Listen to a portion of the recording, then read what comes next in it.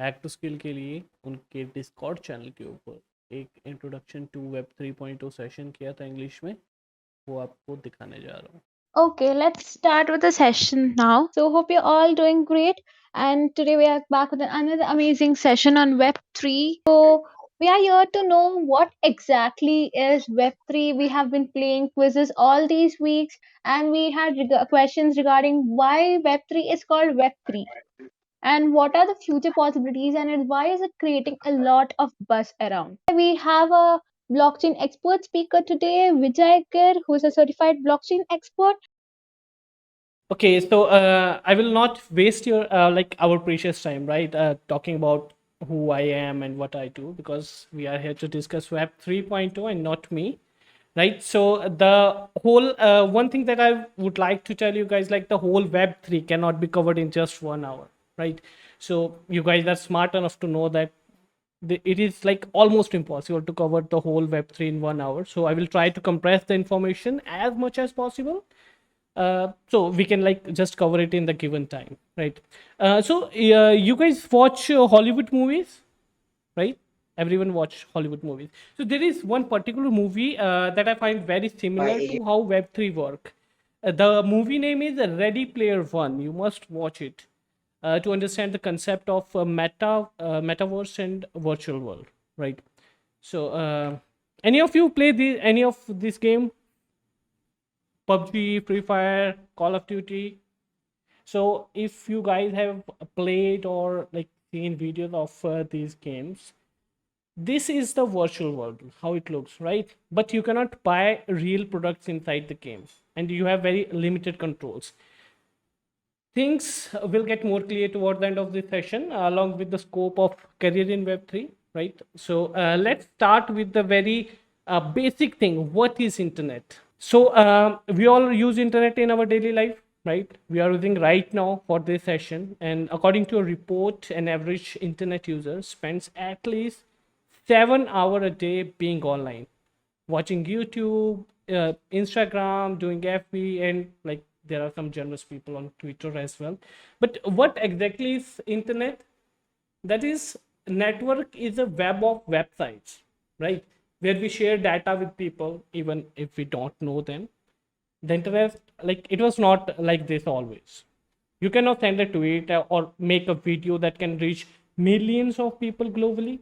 However, when it was started, the first internet in 1970s, if you guys have like read about it, it was only available for government agencies to share data between them. It was the rise of 1990s that Web 1.0 came into existence, right?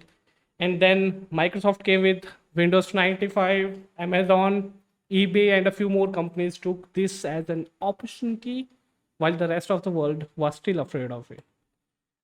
You might be wondering why we are discussing about these companies, right?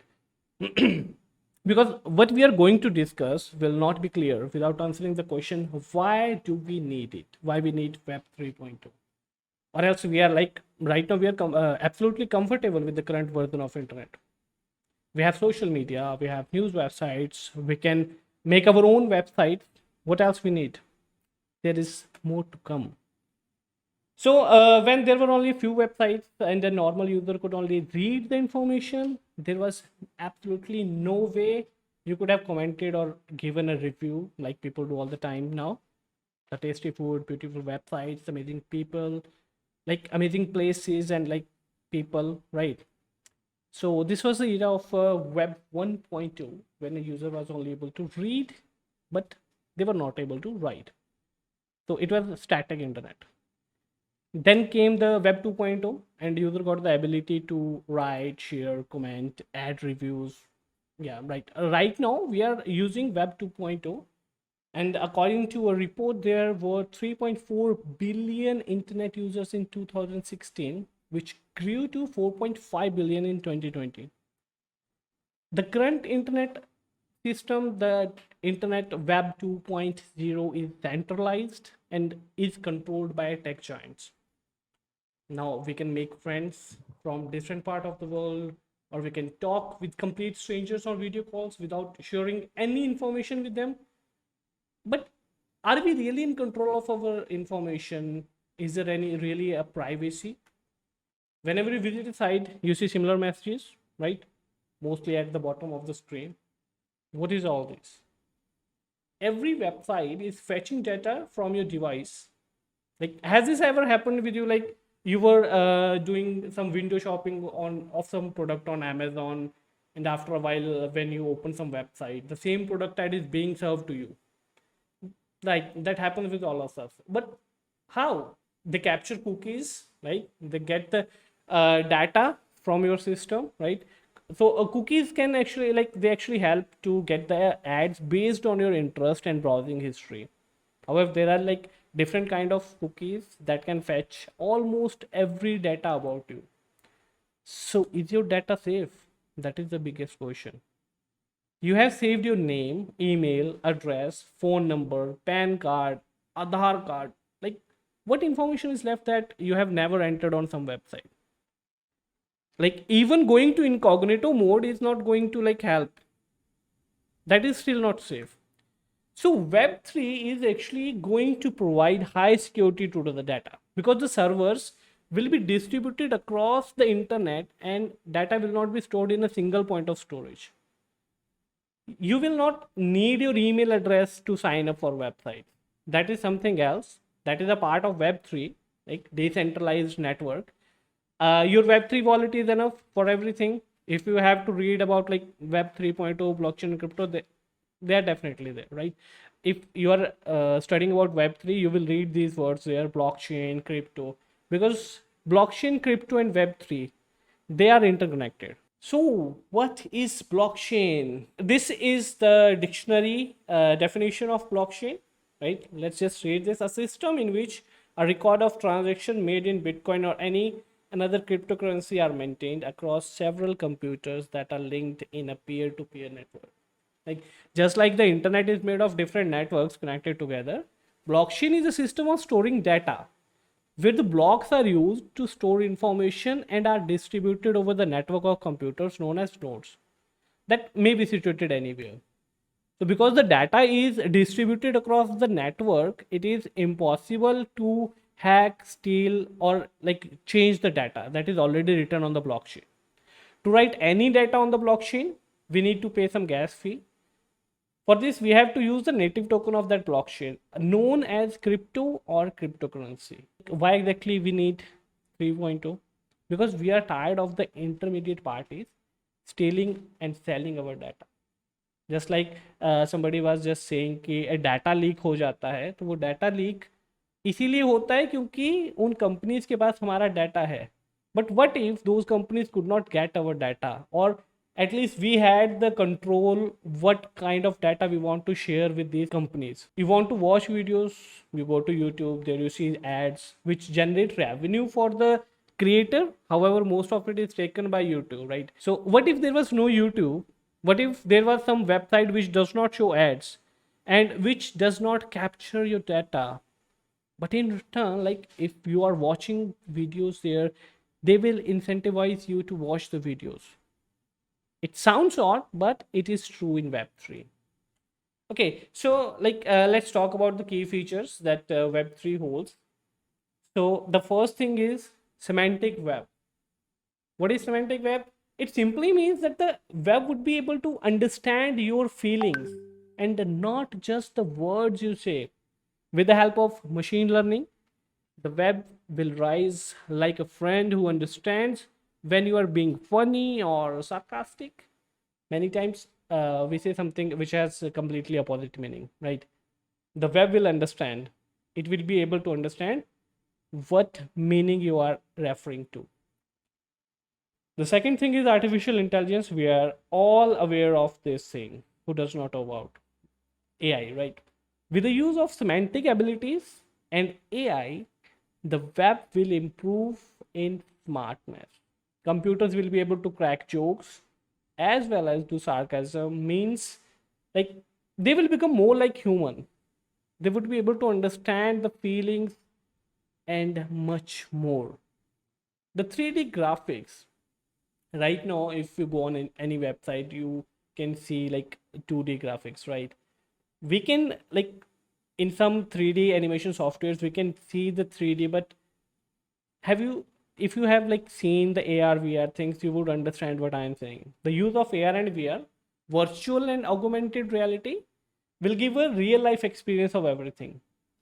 Every one of us shop online, right? Imagine how it would feel if you could see the product in a 3D version. How would you like, you could walk into the store, or like even when you are sitting inside your home, you are just wearing the headset and you are like, you can go inside the store, you can flip the products, you can see them in the 3D. Again, like the same things we watch in Hollywood movies, but yes, this is going to happen with Web3. And there are games, like there are so many games right now in Web3. What I'm particularly referring to is Decentraland, that is built on Mana, which gives a pretty basic idea of what I'm talking. So you guys can go to, you can Google Decentraland and you can just check out the game. You will understand what I think, right? Then we have ubiquity. With the rise of Internet of Things, commonly referred to as IoT, devices will be able to talk to each other and share data. Imagine a person who is living alone, right? Nobody lives with him. Suddenly he gets a stroke. Devices near him or the band he is wearing on his hand will detect that he is motionless and his heart is facing difficulties in beating. Device will immediately ask for an ambulance. This is just an example. The possibilities are endless, just like your imagination. Whatever you can imagine, you can build on Web3. Next, and the most important thing is decentralized. Right now, the data is stored, like if you go to Facebook, right? So the data, they have some specific servers where they store all the data. But in decentralized network, data is not stored in a single server situated at a building somewhere, but it will be distributed among the computers who are connected to the blockchain. So even if one machine goes out, rest of the nodes, because all the computers that are connected to a blockchain, they are known as nodes. All the nodes, they also have the same data. So data will not be lost, right? Then we come for the edge computing. Like just like we have the smartwatches now, smart cars like Tesla. So there would be more smart gadgets ready to serve human with everything he needs. Like I said, the imagination is the limit, right? One thing you might have noticed, the Facebook has changed, right? Have you noticed this? Whenever you open Facebook, Instagram, even WhatsApp, so this icon, like it shows in the bottom, right? This is from Meta. If you open Instagram, it will shows Instagram from Meta, right? So this symbolizes that the company, the Facebook network, is moving from Web 2 to Web 3 and will follow the norms of a decentralized network along with IoTs, Internet of Things. Okay, let's go to the career things, right? Because that is the most major thing I believe for you guys. So let's talk about the career options that are available and what you need to learn to land a job in some Web3 company, or you can even start your own. So Web3 is actually opening a new kind of career options, but let's just explore the developer side of it, right? There are many other opportunities that you can find online, but initially let's focus on developer side. So the first is a blockchain code developer. The biggest demand in Web3 is of Web3 code developers, right? Whose role is to build blockchain architecture, design its protocols, consensus mechanism, making and implementing high-level decisions related to blockchain network. A lot of big terms, right? I understand. So I will share some sources with you from where you can learn more about all these things, like about blockchain, Web3, cryptos, right? I will share in the end. If you want to become a blockchain code developer, you are required to have an experience in a blockchain architecture for sure. Then cryptographic hash function algorithms, distributed ledger technology, because blockchain is a distributed network, right? Various data structures as a Merkle tree, I'm not sure if you have heard of this or not. Then that is Patricia tree. Programming languages are required, like Golang, Rust, C++. So C++ is very basic, right? It is used in like almost every programming language. So it is also used in blockchain. If you guys have heard of a Bitcoin, that was created using C++. The second level comes for blockchain software developer. Now the blockchain code developer, they have created the architecture for blockchain. They have like created the protocols, consensus mechanism. So somebody has to be there to create like applications on that, softwares for that, right? So in Web3, because everything uses some blockchain, the software is called dApp, right? Decentralized applications, because of the decentralized nature of blockchain. They need to use the blockchain infrastructure developed by blockchain code developers and build dApps over it. dApps actually consist of two components: the front end and the smart contract that is executed on the blockchain.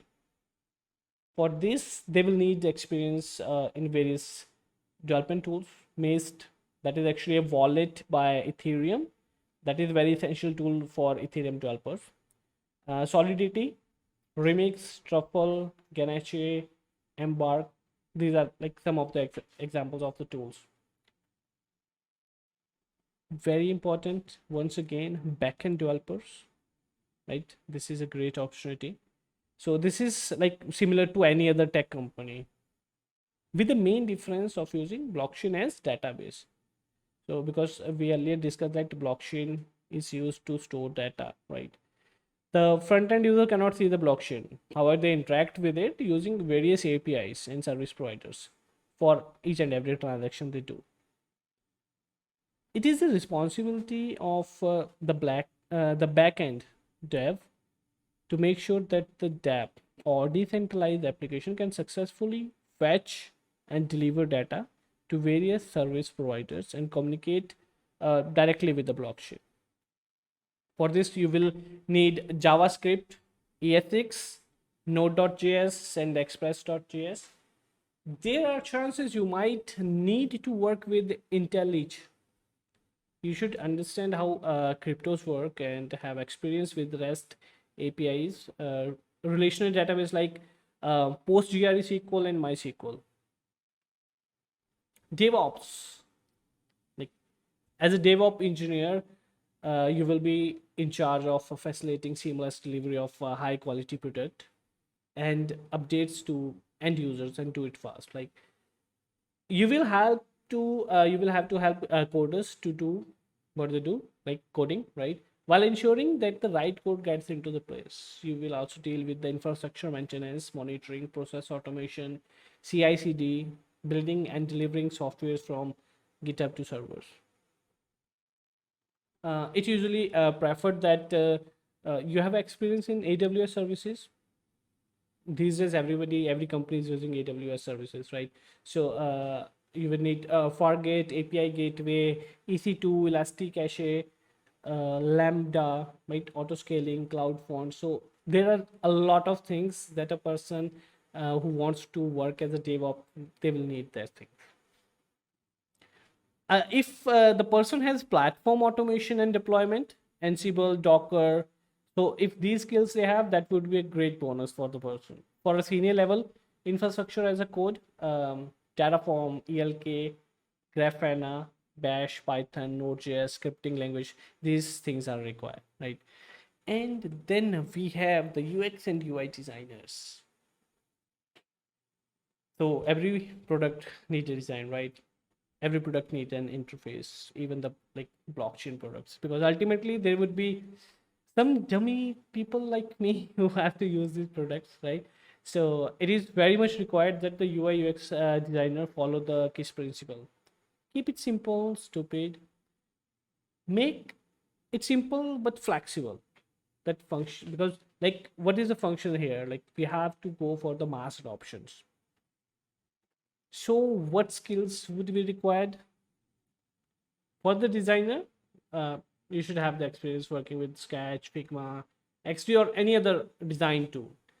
You should also be able to make a prototype, and take the product from ideation to launch. There are many more opportunities.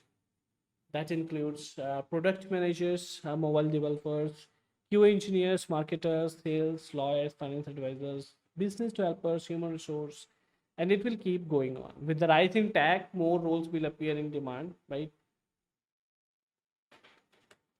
To start this journey, there are like many sites and even YouTube channels. uh, I'm just going to recommend a few, right? So if you go to the website section, we have a Binance Academy, Bybit Learn, Coinbase Learn, and there is a great channel on YouTube called Eat the Blog. He has a number of playlists for blockchains, dApps, and a lot more things about this blockchain and crypto thing, right? It will help you for your transaction for Web 3.2. Another YouTube channel that I have seen is freecodecamp.org. There is actually another one, DApp University, right? So these are the like main channels that I actually follow because they actually give a great insight of the things. The freecodecamp.org, this YouTube channel, they even have a 16-hour video on Solidity, blockchain, and smart contracts, right? And yes, for sure, Hack2Skill is there to help you with your transition to from Web 2.0 to Web 3.0. So as I said in the beginning, like it is not possible for a lot of things, because if I start to explain all these things, this session will go on a very big run, right? So I'm not going to explain these things, so it is not possible, right? But there are these things of Web 3.0. DeFi, that is decentralized finance. It is like a banking system but without the need of any intermediary party. Then DAOs are actually used, it's a kind of voting thing, right? So all the people who are in the DAO process, all the participants of DAO, they vote for a particular thing that I'm not sure if you guys have heard about EIP, Ethereum Improvement Proposal. So whenever there is a proposal, people will vote, and it is actually a kind of democracy. So whoever wins the vote, that proposal will be activated. Then there are Web3 wallets like MetaMask, Trust Wallet, name services where you can buy domains with your name, and that can actually be used to create website, that can actually be used to receive crypto funds.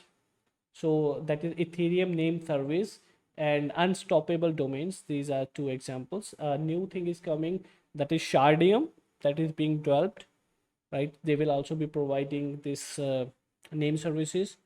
dApps we have already discussed, right? Cross-chain bridges, and these are for different blockchains to interact with each other. EVM, that is Ethereum virtual machine, just like the Java virtual machine, this is Ethereum virtual machine. So I have actually completed the session that I prepared for you.